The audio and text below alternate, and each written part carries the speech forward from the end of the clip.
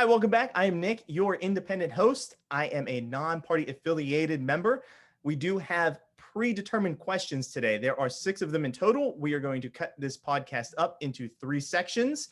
Our members have had the opportunity to review the questions. There's no gimmies, there's no gotchas.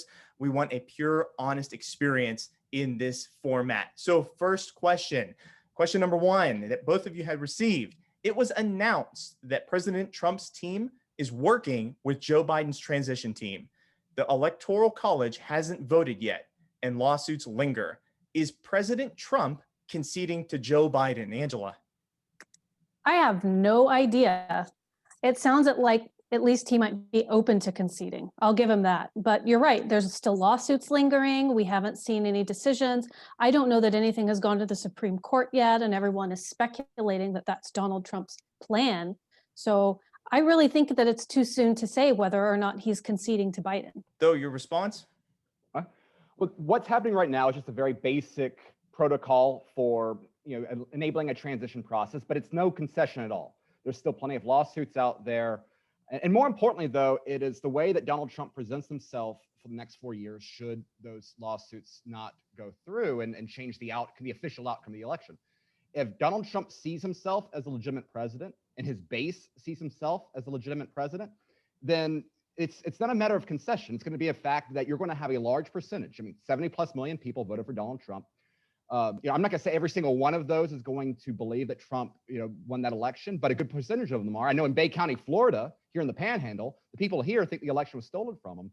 And if he continues to amplify that message, then Joe Biden's going to have a very difficult problem. How do you govern a country where a large percentage of the population does not believe that you have any sort of democratic mandate? Sure, that's a really great point that he brings up. Angela, what we saw, I want to look at pure evidence. I want to look at what we were shown during this election period. Going on to this particular question, we were shown many rallies that had thousands of folks that were in Donald Trump's rallies. When I was shown Joe Biden's rallies on television, I couldn't count how many people were there, maybe 5, 20, 25. It was a very small portion.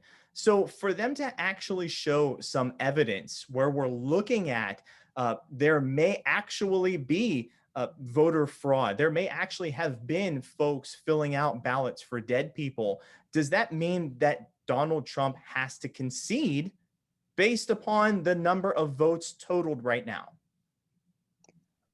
I think we're in a post-evidence society right now. There's a lot of evidence of election fraud. So far, it doesn't seem like it's enough to get Donald Trump reelected. I don't know, ultimately, let's say, for example, maybe there was a lot of election fraud. We still don't know if it would be enough votes to actually flip it for Donald Trump. I would hope that whoever actually won the election is going to be the person who is our next president, but I don't know. It's so impossible to sort through the evidence even at this point because part of it is hidden. It's not all revealed. We can't go look at it for ourselves. And it seems like almost every news source we hear from is incredibly biased and not giving us the big picture. So I'm just not sure. Angela brings up a really great point about evidence. And I as you mentioned, Angela, over the past 4 years, all we hear about is the Russians. Over 4 years, over those 4 years, the mainstream media has not produced factual evidence to show me that the Russians have interfered in the 2016 election. We're looking on Instagram, on Twitter, on Facebook, and we're watching true evidence from folks that are taking cell phone videos, though.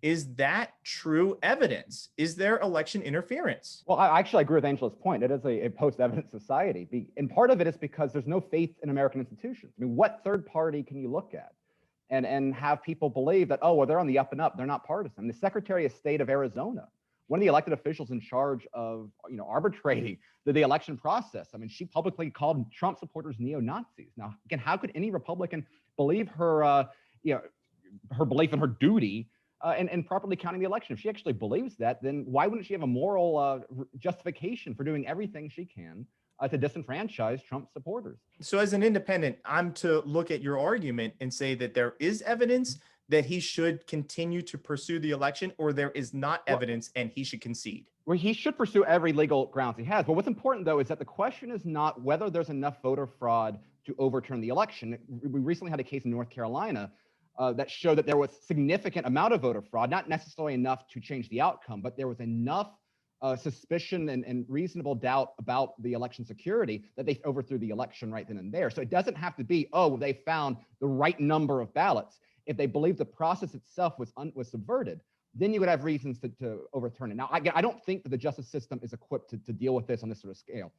I don't believe that Trump's going to find a legal remedy here, because the populists typically do not benefit from having the institutions defend their rights. But again, going forward, what matters as much is what the American people believe, as much as what the Wikipedia page may say is the 46th president, or what the media will tell you. When the people start questioning those lines, then that's creates a very difficult situation for Biden, no matter what actually happened on the election day this year. You got these questions prior, you got these questions before this was taped. So you had an opportunity to formulate your response. Moving into our second major question, or second major topic. And if you, as an audience member, have questions that you want us to debate, please ask those below. And if I'm doing a great job, whether you agree with them or not, please give me a thumbs up if you like what I'm presenting to you today. Again, question number 2, during this health crisis, doctors, nurses, and healthcare professionals are putting their lives on the line. They're highly specialized and they make more money than most Americans. Joe Biden's tax plan had an example of taxing someone who makes over $400,000 at almost 62%. That means that these healthcare professionals would only take home $152,000 after taxes. Angela, is that fair? Absolutely not. As a libertarian living in the highest taxed state in the country, I'm very, very opposed to the Biden tax plan. Philosophically, I think that taxation is theft. I don't believe in government coercion of anybody through financial means. I think that it should be voluntary contributions. But if we're going to try to work with what we've got right now, which is a world where we're horribly taxed, I think that our president should move to reduce taxes as much as possible. If it's incrementally, radically, however, I would support it. And for doctors and people who make a lot of money, from the outside looking in, it looks like, oh, they make so much more money than me. For whatever reason, that's not fair. I wish I had more. Maybe they had opportunities I didn't have. Please remember that those people also have very heavy student loans to pay down, medical malpractice insurance, all kinds of expenses that the average, non-medical professional doesn't have to worry about. So let's not tax them. So the media does not present $400,000 equaling $152,000 after taxes. Why don't they do that? Well, no, and of course, the way the media talked about any of Biden's plans, if they addressed it at all, I mean, it was always in a defensive matter. I do want to say one thing, though, just to give Biden the benefit of the doubt here, is that when he talks about, paying taxes above $400,000 at 62%, technically, I mean, I think it's a tiered income sort of thing. So it's paying 60% of taxes on the dollars that you make after 400,000.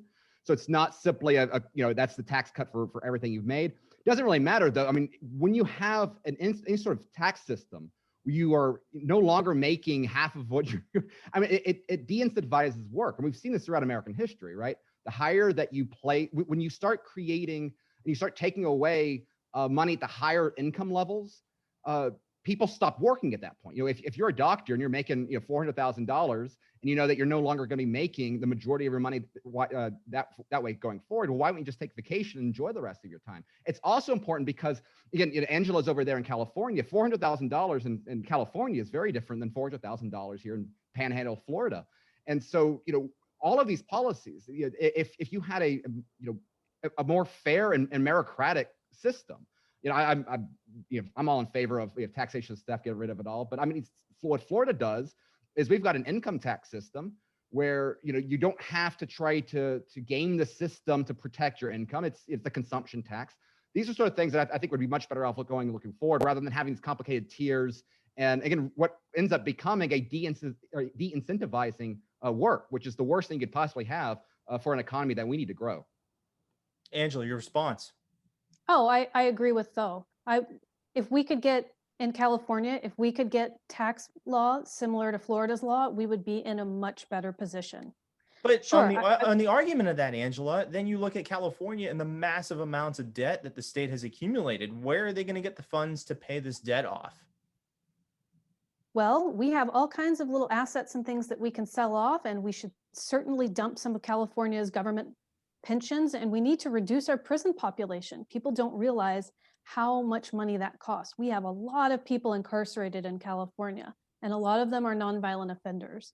A lot of Republicans out here get upset when we talk about releasing them because we have a homelessness crisis and a lot of people on the streets. But the bottom line is locking people up doesn't help us financially either. So is Biden's tax plan going to fix California?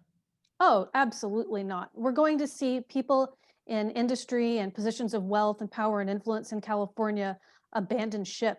Everyone's already making their exodus out. Eventually, California will just be left with a handful of token celebrities in a dying welfare state. It's really sad. So to her point, we're looking at a big exodus right now from California. If you're following many YouTubers and many folks on Twitter, even Ben Shapiro is now moving to Tennessee. These people that are leaving this particular area, whether they're going to Texas, Tennessee, or Nevada, what is to say that they won't do the exact same thing, meaning vote in the same policies and programs into these red states? Can you tell me? The problem is that the failed states in the U.S. are all blue states. The failed cities in the U.S. all have Democratic control. The Democratic Party is a party that is against good governance. They reject reality. They reject basic economics. And the result is that they're destroying these populations. What terrifies me, though, is that what we're going to have, one of the big battles I think is going to go on in the next 2 years in particular, is that what you're going to end up seeing is Democrats are going to try to use the power of Washington, D.C. and the Biden administration to bail out these failing blue states with their pension programs, with their out of control spending, with their insane policies. That's what scares me, because you're going to have Washington try to penalize Florida. We've done it the right way. We're the best state in the country. We had the lowest amount of spending per person in spite of having a very large retiree population. Our leadership, after decades of Republican legislation, is great. We're going to be the ones paying out and bailing out California, Illinois, New Jersey, New York. And that's going to create a very massive regional economic conflict in this country, again, when Biden tries to ram this through.